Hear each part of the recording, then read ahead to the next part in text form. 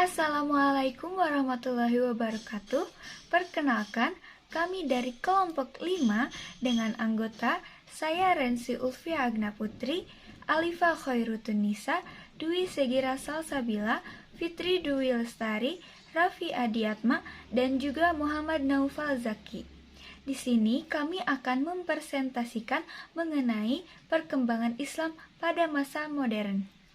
Nama saya Alifa Khairutunisa. Di sini saya akan menjelaskan tentang perkembangan Islam pada masa modern. Perkembangan Islam pada masa modern terjadi semenjak tahun 1800 Masehi sampai sekarang. Kehidupan modern sangat membutuhkan pola hidup dan sikap maju bagi umat Islam, dengan tanpa mengorbankan nilai-nilai keimanan dan juga keislaman. Adapun salah satu ciri kehidupan modern menurut Alvin Toffler adalah masyarakat informasi. Perkembangannya telah melahirkan 4 tipologi kehidupan manusia, yaitu: pertama, bertumpu pada paham positivisme, hingga pengembangan ilmu dan teknologi kurang mempertimbangkan nilai-nilai etnis dan agama atau value free. 2. Mendorong manusia bersifat hedonisme atau konsumerisme, artinya di mana segala sesuatu dinilai dari bentuk materi atau uang sehingga dapat menimbulkan kegersangan rohani manusia. Ketiga, perkembangan ilmu pengetahuan dan teknologi sangat cepat sehingga manusia diperbudak oleh teknologi. Dan yang terakhir, bersifat eksploitatif, artinya perkembangan ilmu pengetahuan dan teknologi kurang memperhatikan dampak terhadap lingkungan.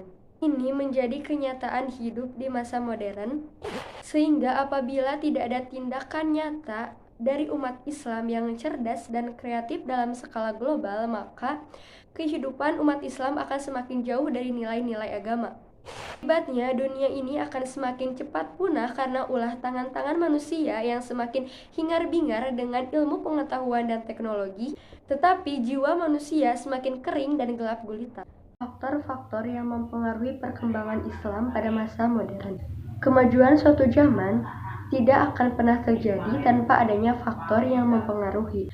Artinya, segala sesuatu yang terjadi tentunya mempunyai faktor-faktor yang mempengaruhi, termasuk perkembangan Islam pada masa modern. Ada beberapa faktor yang mendorong dan mempengaruhi perkembangan Islam pada masa modern. 1. Lahirnya gerakan pemurnian ajaran Islam. Artinya, lahir gerakan yang menyerukan umat Islam agar kembali kepada Al-Quran dan hadis serta menjauhkan diri dari berbagai bentuk bid'ah, tahayul, dan hurafat. Di antara gerakan pemurnian Islam pada masa modern adalah gerakan Wahabiyah di Saudi Arabia dan gerakan Sanusiyah di Afrika Utara. Yang kedua, lahirnya gagasan nasionalisme di dunia Islam dengan berdirinya partai-partai politik Islam.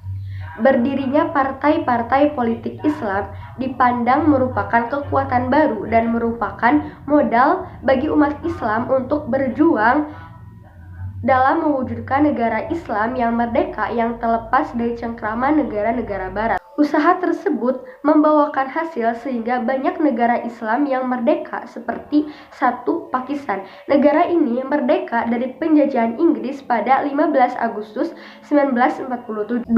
Mesir.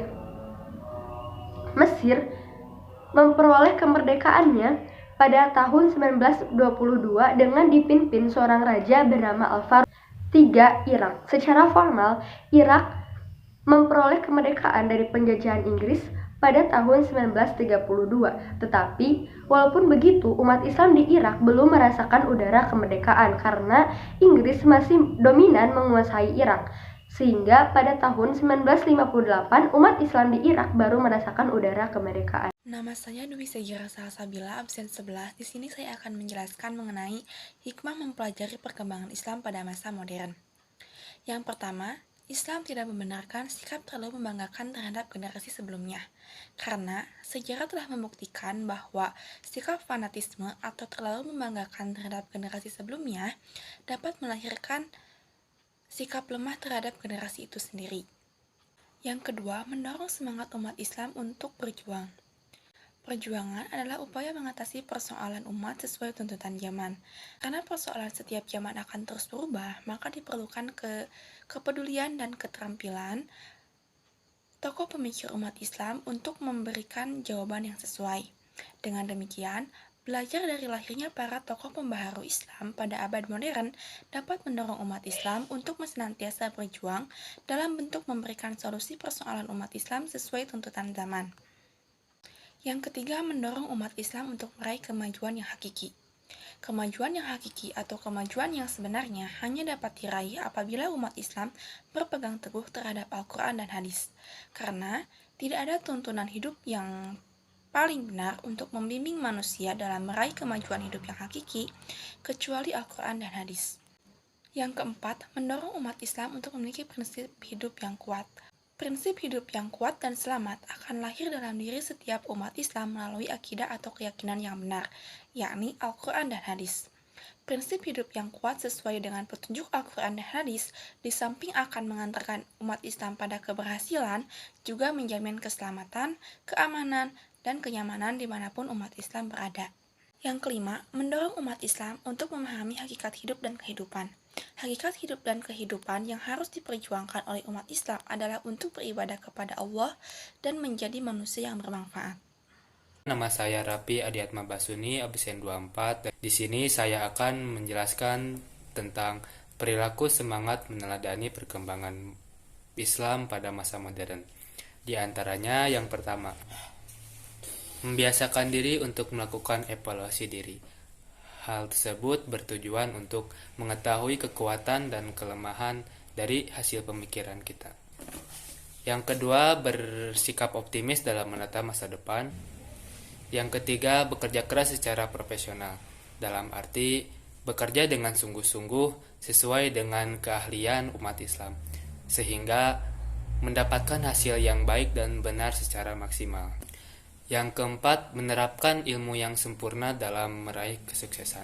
Untuk meraih kesuksesan, baik dunia maupun di akhirat, tentunya harus memiliki landasan ilmu yang sesuai. Nama saya Muhammad Naufal Jaki Damanik dari kelas MIPA 8. Saya akan menjelaskan deskripsi perkembangan Islam pada zaman modern. Yang pertama, tokoh pembaharuan di bidang tajdid keagamaan. Tokoh-tokoh pembaharuan Islam diantaranya, yang pertama Muhammad bin Abdul Wahab yang melakukan pembaharuan di bidang tauhid. Yang kedua, Muhammad Abduh yang melakukan pembaharuan di bidang filsafat dalam proses pendidikan. Yang ketiga, Muhammad Rashid Ridho yang melakukan pembaharuan di bidang agama, sosial, ekonomi, bid'ah, dan berbagai paham yang dibawa oleh kelompok tarekat. Selanjutnya, tokoh pembaharuan di bidang politik. Yang kesatu, Jamaluddin Al-Afghani, tokoh yang memberikan ide pemikiran dalam perpecahan di umat Islam, dapat memperlemah persaudaraan. Yang kedua, Muhammad Ali Pasha. Muhammad Ali Pasha adalah tokoh yang pertama membuka jalan pembaharuan di Mesir. Dan terakhir, tokoh pembaharuan di bidang pendidikan, yakni Al-Tahtawi pada abad ke-19. Sekian dari kelompok kami. Mohon maaf bila ada kesalahan. Terima kasih. Wassalamualaikum warahmatullahi wabarakatuh.